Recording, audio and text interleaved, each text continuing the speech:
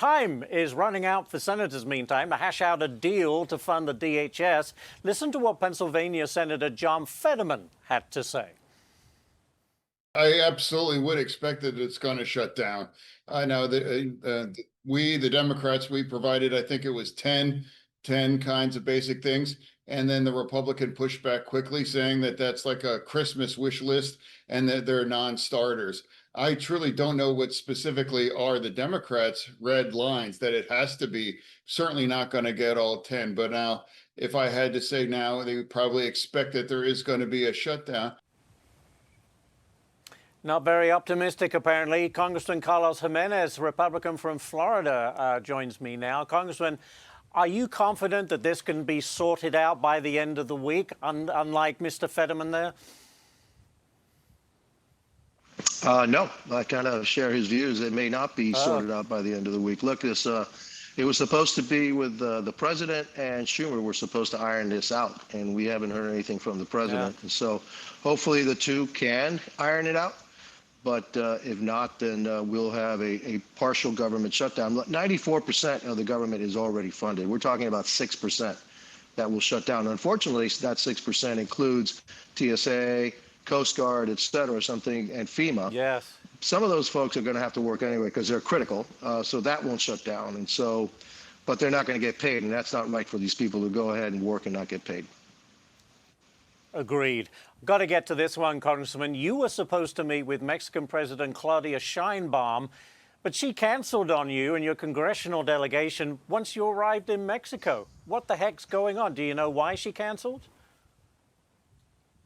Well, they gave all the proper excuses that she travels on the weekend, et cetera. It's not unusual and all that, but I don't think that she really wanted to face us. On that, there was a bipartisan group of Congresspeople, and there were complaints about what Mexico's doing on both sides. I mean, they were friendly, et cetera, but, Mexico is doing some things that I'm not really crazy about. And look, they've on the northern border, they've got those cartels that have been killing thousands of Americans, and I don't think they're doing enough. I don't think she wanted to hear any of that from any of us. Could it have something to do with Cuba, perhaps? Well, she knew I was there too, and then I've been taking shots at her for providing Cuba with free oil, when in fact her country needs those resources themselves. So she knew that I was going to be there and that I was going to bring that up, and that she was also contracting Cuban doctors, modern day slavery, and helping to prop up the Cuban regime. So she knew that I was going to bring all those things up, and I don't think she wanted to face that. But you know what? She had an excuse, so I'm not going to give her the benefit of the doubt. Just to say, I think that she really didn't want to face us. I would not be surprised. You mentioned Cuba's oil. It's slated to dry up by the end of the week. Could this make them more or less willing to cooperate with the United States? What do you think?